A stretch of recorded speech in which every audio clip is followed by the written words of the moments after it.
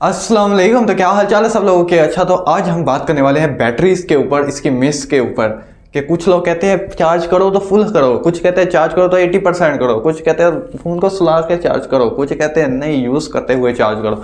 तो इस बारे में बात करेंगे कि क्या ऐसा आपको करना चाहिए या नहीं करना चाहिए। तो सबसे पहली जो मिथ है हमारी वो ये है कि क्या फ़ोन को आप ऑफ करके चार्ज करना चाहिए या ऑन करके। क्या लगता है आपको कि फ़ोन आपका चार्ज ज़्यादा कैसे होगा, कि आप फ़ोन को ऑफ करके चार्ज करें या ऑन करके। तो इसका जवाब है ऑन कर। तो देखो वो इस तरह होता है कि जब आपका फ़ोन ऑन होता है ना और आप उसे चार्ज करते हैं तो बहुत सी सॉफ्टवेयर ऑप्टिमाइजेशन स्टार्ट हो जाती है बैकग्राउंड के ऊपर, जिसकी वजह से वो चार्जिंग स्पीड ज़्यादा तेज़ हो जाती है। लेकिन जब आपका फ़ोन बंद होता है, सॉफ्टवेयर आपका बिल्कुल ख़त्म हो रहा होता है, तो फ़ोन एक नॉर्मल पावर डिलीवरी जो भी उसके सर्किट्स होते हैं उनके भरोसे चार्ज हो रहा होता है। तो नेक्स्ट मिथ है कि क्या आपको एयरप्लेन मोड ऑन करके फ़ोन को चार्ज करना चाहिए या ऑफ करके। तो इसमें आपको एयरप्लेन मोड ऑन करके फ़ोन को चार्ज करना चाहिए अगर आप ऐसा ऑप्शन है आपके पास कि कोई ज़रूरी कॉल्स वगैरह नहीं आनी है आपको। तो इससे जनरली ये होता है कि जो आपके वाईफाई वगैरह होते हैं, वाईफाई हो गया, हॉटस्पॉट हो गया, और जो सिम का कनेक्शन होता है टावर के साथ, वो ख़त्म हो जाता है, जिसकी वजह से कि जो पावर कंजप्शन है थोड़ी सी कम हो जाती है और जो फ़ोन है थोड़ा सा ज़्यादा जल्दी चार्ज हो जाता है।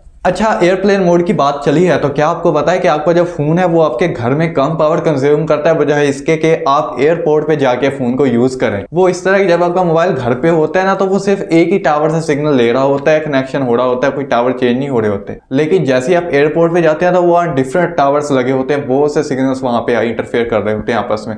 तो आपका फ़ोन जो है कॉन्स्टेंटली सिग्नल चेंज कर रहा होता है, कनेक्शन चेंज कर रहा होता है, जिसकी वजह से पावर ज़्यादा कंज्यूम होती है। तो इसलिए अगर आप कभी एयरपोर्ट पे जाते हैं तो वहाँ पे जाके एयरप्लेन मोड को ऑन करें और वाईफाई यूज़ करें अगर आपके पास अवेलेबल है तो, और 5 to 10% आप पावर सेव कर सकते हैं इस चीज़ से। अच्छा, एक और मिथ है कि आपने बहुत सुना होगा कि यार लैपटॉप से फ़ोन को चार्ज ना करो, पीसी की पोर्ट से, यूएसबी पोर्ट से लैपटॉप को जो ये फ़ोन को चार्ज ना करो कि ये ना डैमेज कर देती हैं। लेकिन देखो ऐसा नहीं होता है, वो फ़ोन को डैमेज नहीं करते हैं क्योंकि उनकी एक पावर लिमिट होती है, वो उसी लिमिट में पावर देते हैं। तो लैपटॉप से जब आप जनरली चार्ज कर रहे हो फ़ोन को, वो फ़ोन को स्लो तो चार्ज करेगा लेकिन वो आपके मोबाइल को डैमेज नहीं कर पाएगा क्योंकि वो इतना करंट दे ही नहीं रहा कि जिसकी वजह से कि वो डैमेज हो जाए।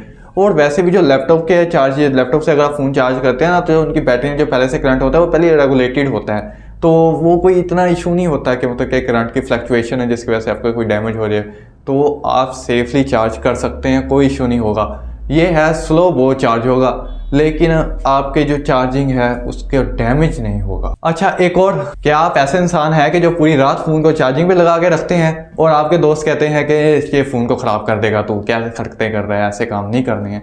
तो देखो, अगर तो आपका मोबाइल है न्यू, 3-4 साल पुराना मोबाइल है, तो इन मोबाइल्स में ऑप्शन होता है कि जैसे ये 100% चार्ज हो जाते हैं ना तो ये स्टॉप कर देते हैं चार्जिंग को, जब तक ये एक 5-10% नीचे नहीं आते उसके बाद दोबारा से चार्ज करते हैं 100%, फिर स्टॉप कर देते हैं। तो ऐसा नहीं है कि अगर आप 100% चार्ज कर देंगे और ये आपको वो भर ही जाएगा बैटरी को, बैटरी फूल के उड़ जाएगा मोबाइल आपका, ऐसा सीन नहीं होता। हाँ ये है कि लेकिन अगर आपका मोबाइल 5 साल 6 साल पुराना है, उसको रात को चार्ज ना किया करें। हो सकता है कि उसमें फीचर्स ना हो और वो कॉन्स्टेंटली पावर दे ही जा रहा हो बैटरी को, तो वो फूक सकता है आपका मोबाइल। बाकी अगर आपका न्यू मोबाइल है तो कोई इशू नहीं है, आप रात को चार्जिंग पे लगा सकते हैं, वो ऑटोमेटिकली स्टॉप कर देगा चार्जिंग। एक और गलती जो बहुत से लोग करते हैं कि जो रिसेंट ऐप होती है ना उन्हें क्लोज कर देते हैं, वो सोचते हैं कि शायद हमारी बैटरी बच जाएगी। वो थोड़ी सी अपनी बैटरी तो बचा ली उन्हें रिसेंट क्लोज करके, लेकिन जब आप उन्हें लोड करेंगे तो उससे 3 गुना ज़्यादा पावर कंजप्शन तो लग जाएगी कि उसे लोड करने में ही दोबारा प्रॉपरली।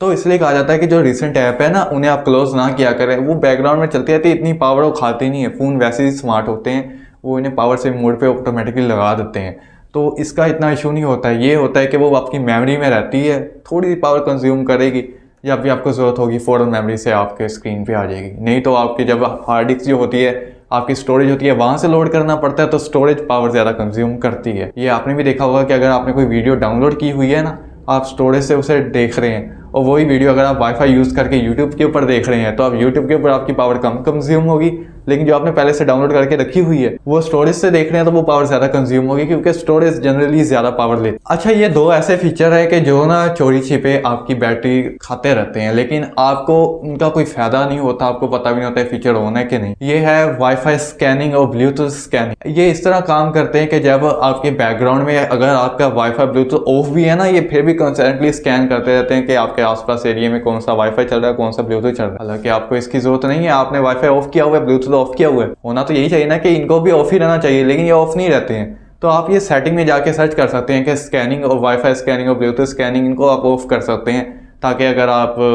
मतलब कि नहीं यूज़ कर रहे वाईफाई ब्लूटूथ वगैरह तो वो ऑफ ही रहे, और इसे 1-2% आप बैटरी बचा सकते हैं। अच्छा, एक क्वेश्चन है कि आपको क्या लगता है कि फ़ोन को स्लो चार्ज करने से आपका बैटरी बैकअप ज़्यादा मिलता है या फिर फास्ट चार्ज करने से? आप ऑब्वियसली बहुत से लोग कहेंगे कि स्लो चार्ज करने से, कुछ कहेंगे नहीं फास्ट चार्ज करने से, कुछ कहेंगे नहीं इक्वल चीज़ है। अच्छा, इसके बहुत से फैक्टर आते हैं इसमें। अगर तो आप फास्ट चार्ज कर रहे हैं और आपका फ़ोन बहुत हीट हो रहा है तो उसकी वजह से चांसेस है कि जो आपका बैटरी बैकअप है ना वो आपको कम मिले, और अगर आप स्लो चार्ज कर रहे हैं, आपका फ़ोन हीट नहीं हो रहा है तो बैटरी बैकअप थोड़ा सा ज़्यादा मिले, 5-6% का आपको परफॉर्मेंस में, बैटरी परफॉर्मेंस में थोड़ा सा इंक्रीजमेंट देखने को मिल सकता है। वो इसलिए होता है कि जब आप फास्ट चार्ज करते हैं ना, जो केमिकल रिएक्शन होता है वो बहुत ज़्यादा फास्ट तरीके से हो रहा होता है। तो जैसे ही वो केमिकल रिएक्शन जब स्लो होता है ना तो वो बैटरी के जो कैलिब्रेशन होता है वो थोड़ा सा एरर आ जाता है। इस वजह से आपको लगता है कि यार बैटरी तो 100% चार्ज हुई थी, लेकिन ये तो बहुत जल्दी खत्म हो गई। वो स्लो वाली भी 100% हुई थी, वो 5% ज़्यादा चल गई, तो वो बस थोड़ा कैलिब्रेशन का एरर आ जाता है। ओवरऑल देखे तो इतना इशू नहीं होता। अच्छा, एक कॉमन चीज़ आपके दोस्त ने बहुत कही होगी, भाई वायरलेस चार्ज ना किया कर, ये वायरलेस चार्ज होता है, ये डैमेज कर देता है, ये एयर से इलेक्ट्रिसिटी जा रही होती है, ऐसे हो रही होती है,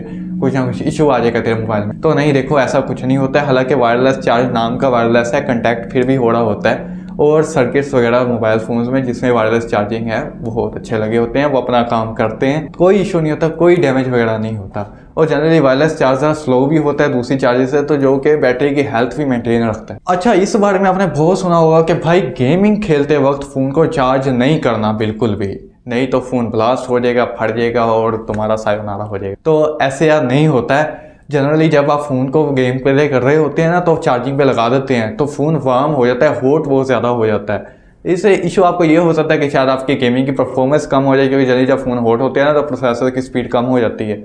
लेकिन अगर आप कहें कि बैटरी ब्लास्ट हो जाएगी या डैमेज हो जाएगी, वो नहीं होगी, क्योंकि आज के फ़ोन्स काफ़ी स्मार्ट हैं, उनमें दिमाग है।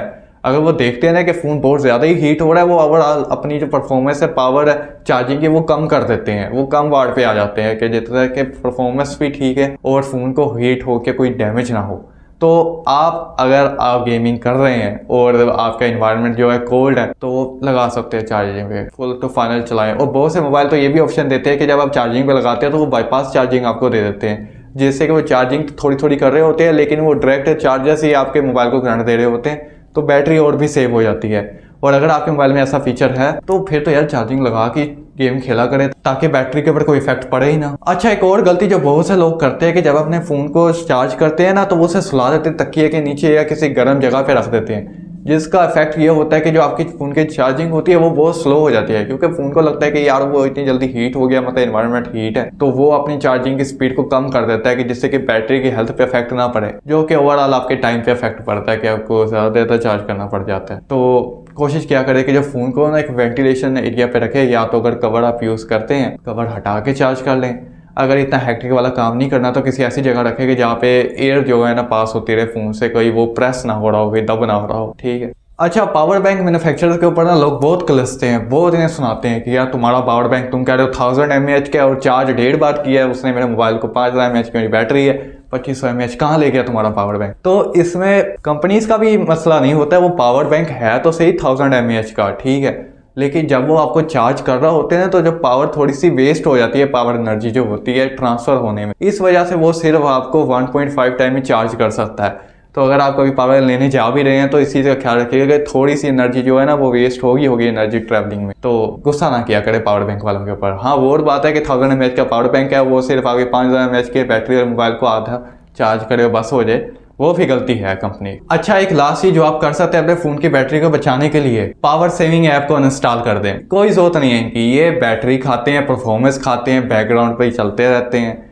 और कुछ नहीं करते हैं, ये ना ही ये कुछ कर सकते हैं, क्योंकि इनके पास इतनी एक्सेस ही नहीं है। जो मोबाइल का अपना ऑपरेटिंग सिस्टम है ना उसके पास फुल एक्सेस है, वो कंट्रोल करता रहता है, वो बैकग्राउंड में चलता रहता है, वो देखता रहता है। आपको ज़रूरत नहीं है कि बाहर से आफ्टर मार्केट वाले ये डाल इंस्टॉल करें प्ले स्टोर से कहीं से भी, इनका कोई फ़ायदा नहीं। तो इनको अनइंस्टॉल करें और चिल करें, ठीक है। बाकी खैर कैसी लगी वीडियो बताइएगा आपको, कि आपने अगर ये ट्राई किए हैं और आपकी बैटरी पे कोई अच्छा इफेक्ट हुआ कि नहीं हुआ।